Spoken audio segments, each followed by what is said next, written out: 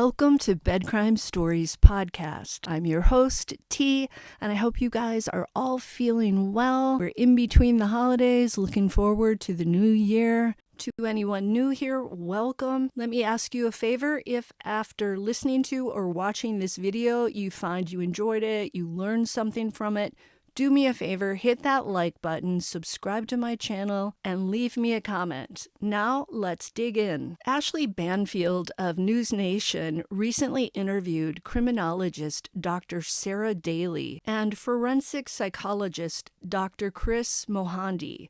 Dr. Daly is an expert in the world of incels, and Dr. Mohandi, who is the host of Investigation Discovery Channel's show, Most Evil, has more than 25 years of experience in the assessment and management of violent behavior. Banfield wanted to know if the two doctors thought it possible that this crime in Moscow, Idaho, could have been committed by an incel, or involuntary celibate. Both doctors said yes, it's definitely a possibility and one that the investigators need to consider. Dr. Daly explained that an incel is a member of an online community of young people, typically men, who consider themselves unable to attract the opposite sex. In their online communities on Reddit and 4chan, incels vent, and much of what they say is hostile toward women and men who are successful in dating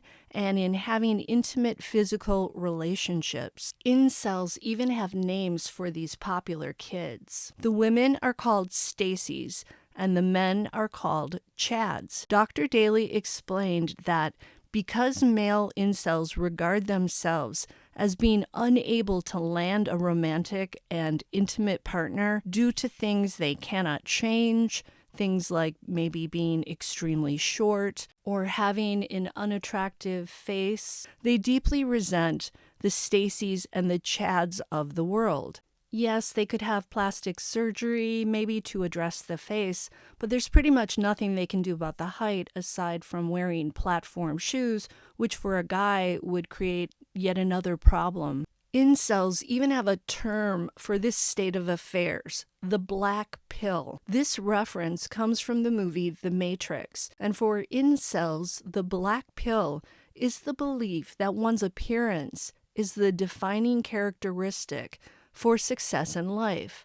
Success in attracting females and getting to enjoy physical intimacy with them, and success in other parts of their lives as well, such as a career. If a young man experiences overall rejection by females, it can lead to despair, especially for a guy who's obsessed with wanting to experience the usual rituals of young adulthood. Things like getting a girlfriend, maybe attracting a pretty sorority girl, and then being able to enjoy intimacy with that girl. But before you start feeling sorry for these guys, let me also point out that, in general, incels are deeply misogynistic, and many believe Stacies and Chads should be verbally shamed and even physically punished for rejecting them. An article on the Anti-Defamation League's or ADL's website put the world of the incel into greater perspective for me. The ADL is the leading anti-hate organization in the world.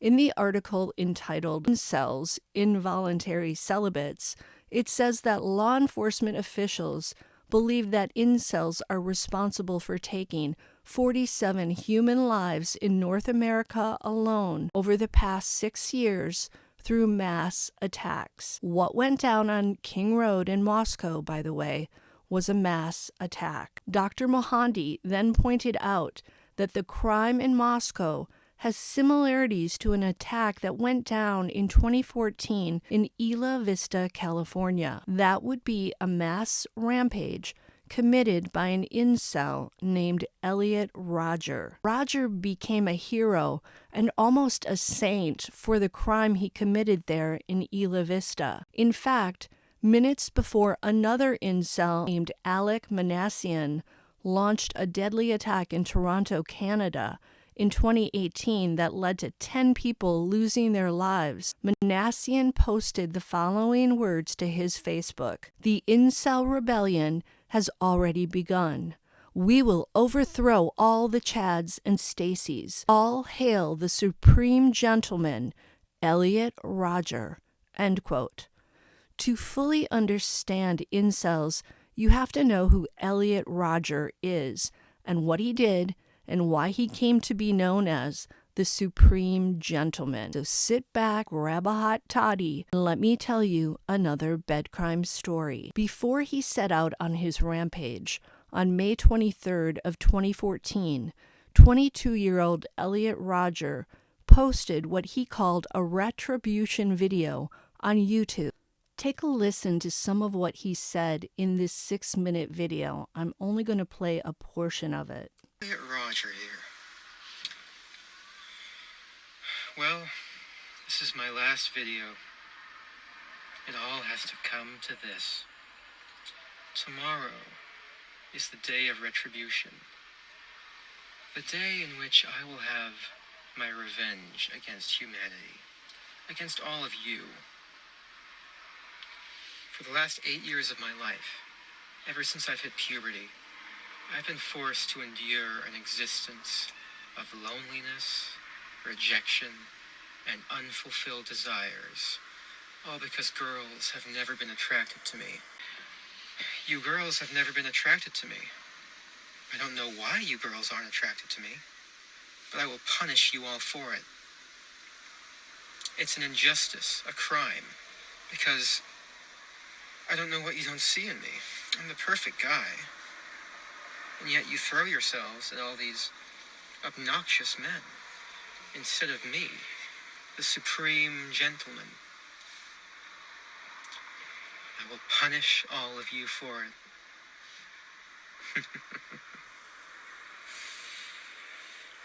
That creepy snickering that sounds like something out of a horror movie or conversely out of a Saturday Night Live skit about Count Dracula, that's real.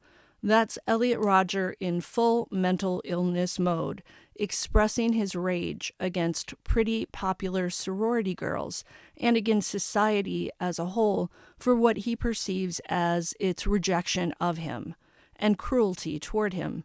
Elliot didn't come out of the womb like this, by the way.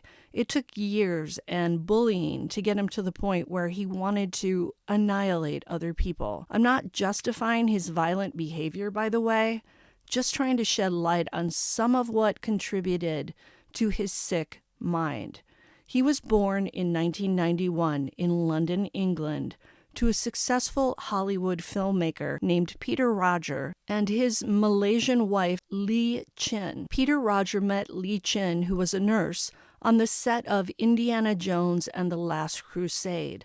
The family was well off, and Elliot was raised in the lap of luxury and privilege. According to Peter, Elliot as a child was a laughing little boy. Peter Rodger said, Elliot was far from evil. Something happened to him. He was the most beautiful, kind sweetheart of a boy. He was adorable. He would laugh so much that sometimes we were worried he would choke. End quote. At age 5, Elliot moved with his family to Los Angeles. When Elliot was 7, his parents divorced. A year later, Peter Rodger remarried. This time his bride was a Moroccan actress who'd been in the movie Green Zone, which stars Matt Damon. That same year, at age 8, Elliot began therapy, partially to deal with the emotional fallout from his parents' divorce, but also to get help for the problems he was facing at school. Per Peter, Elliot wanted to be part of the cool crowd, but was having trouble fitting in. To try and help Elliot, his parents moved him from school to school. They felt that if he could find the right school, he would finally find classmates who would embrace him. But the quiet and shy Elliot wasn't someone the kids gravitated toward. Peter describes his son as having a certain degree of obsessive-compulsive disorder, which was evident in things like Elliot needing to always put his dinner plate in the exact same spot on the dining table and always having to wear the same clothes. There's a suggestion that perhaps Elliot was suffering from Asperger's syndrome, but he was never formally diagnosed. Elliot, in a 141-page autobiography, describes himself at age 9 as follows. My little 9-year-old realized there were hierarchies, that some people were better than others. Jealousy and envy, those are two feelings that would dominate my entire life and bring me immense pain. End quote. Despite all the inner pain Elliot was coping with, he never let it be shown and he never talked about it. According to his father, all you would see was a very polite, well-mannered young man. By age 13, Elliot was a complete introvert. Instead of having actual human friends, he turned to the heroes and villains in the online game World of Warcraft. And I'm thinking that maybe that snickering we heard in his video, maybe he pulled that laugh from some of those animated characters, because that's what it sounds like to me. In high school, Elliot found himself the target of bullies. It was as if the other kids sensed something about Elliot that in their eyes made him the weakest gazelle on the savannah. In the cafeteria, Elliot had food thrown at him. In the school corridors, he was repeatedly slammed into lockers. It got so bad that he had to leave 2 high schools. Eventually, Elliot was enrolled in the 100-student-strong Independence High, where he was able to complete his studies. According to his father, Elliot did not talk to him about the bullying. Instead, he suffered through it in silence. Perhaps Elliot didn't want to relive the shame of the bullying, and maybe he didn't want his father to think less of him, as if it was his weakness that led to the rejection and humiliation. When puberty hit and a surge of hormones rushed throughout his body, Elliot began obsessing about getting a girlfriend and being able to experience physical intimacy with her, as he repeatedly ran into rejection when he tried to approach a girl, any girl. Elliot descended further into darkness. He began to feel jealous of the popular kids, and this is when his fantasies about getting revenge took a hold of him.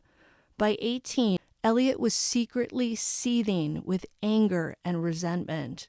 Because he was too afraid to approach girls at this point, it became easier for him to hate them. His parents, thinking that college life and some sunshine near the Pacific Ocean would do him good and enable him to, for once, thrive among people his own age, sent him off to the Santa Barbara City College. Elliot's community college was close to the University at Santa Barbara, or UCSB as it's called. But his parents were dead wrong. Here's what Elliot wrote about his forced move to Santa Barbara. It was only when I first moved to Santa Barbara that I started considering the possibility of having to carry out a violent act of revenge as the final solution to dealing with all the injustices I've had to face at the hands of women and society. End quote. So instead of going to class, the then 21-year-old Elliot spent his time online looking at websites where other rejected young men expressed their misogynistic views and hatred toward women. This is when Elliot became radicalized in his views. In his autobiography, Elliot wrote that at this point he decided to give women one last chance to help him become a man before he turned 22. When he attended a party, and none of the girls there would give him the time of day, Elliot climbed up onto a 10-foot-high ledge and pretended to shoot at the partygoers with an imaginary weapon. Now it was time to get serious in planning his actual rampage. Elliot went out and purchased 3 objects that I can't name because YouTube doesn't like that. These are objects that shoot out lead projectiles, and Elliot practiced with these objects at a range. He videotaped his retribution video while sitting in his BMW, and he finished writing his autobiography, which had really turned out to be a manifesto. Things came to a head on May 23rd of 2014. The 5'9" Elliot, now 22 and still a virgin, selected 3 lethal objects for his planned attack. One was an object that he bought earlier that casts out lead projectiles and makes a loud bang. Another was a sharp-edged object, and the third one was equipped with a motor and wheels, namely Elliot's black BMW. With these 3 objects, Elliot Rodger set out to terrorize the unincorporated community of Isla Vista, which is located directly adjacent to the UCSB campus. Right before he began his rampage, Elliot posted his retribution video on YouTube.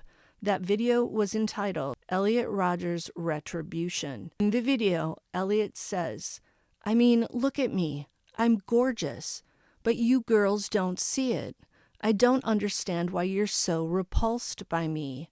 End quote. Elliot also mailed that 141-page-long autobiography, which he titled My Twisted World, to almost 24 people he knew, including his mother, Lee Chen, his father, Peter, and his stepmother, Sumaya Akabon.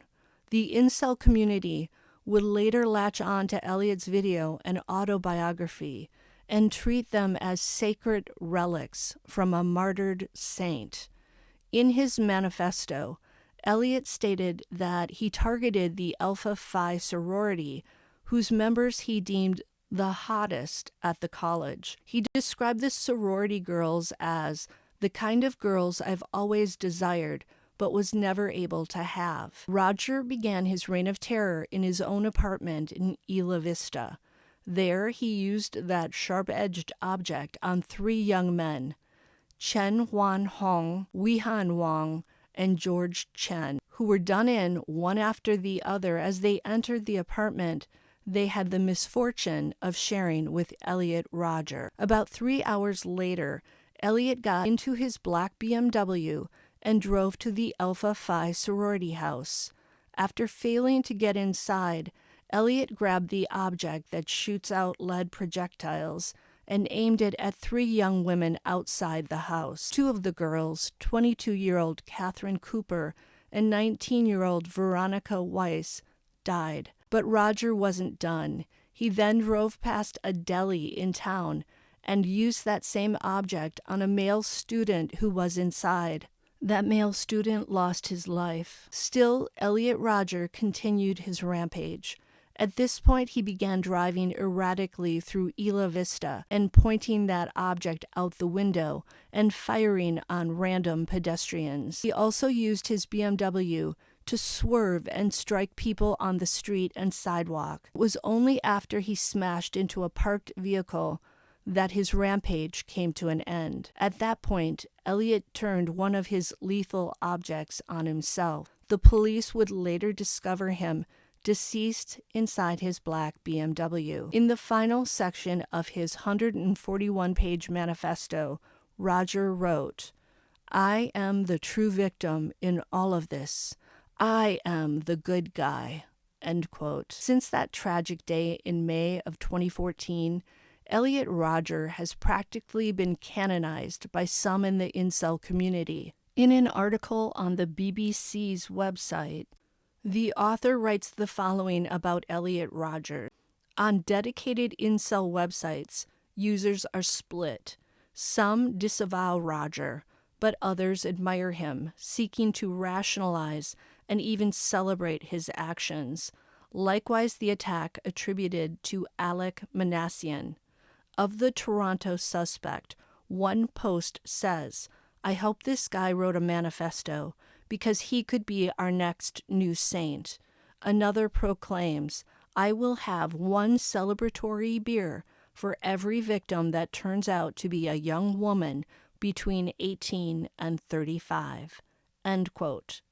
I've told you guys about Elliot Rodger to say that I do believe it's possible that an incel living in or near Moscow, Idaho, could be responsible for the deaths of the 4 students, Maddie Mogen, Xana Kernodle, Kaylee Gonsalves, and Ethan Chapin.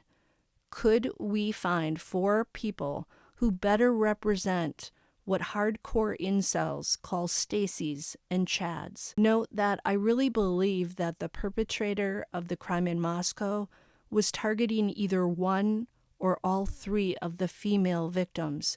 Ethan Chapin may have died only because he was in the wrong place at the wrong time. It seems more likely that this crime was supposed to be strictly a femicide, in which all the intended victims were females. I looked at the Instagram accounts of the 4 victims yesterday, and granted, their number of followers may have grown since their deaths, but Kaylee Gonsalves currently has more than 58,000 Instagram followers.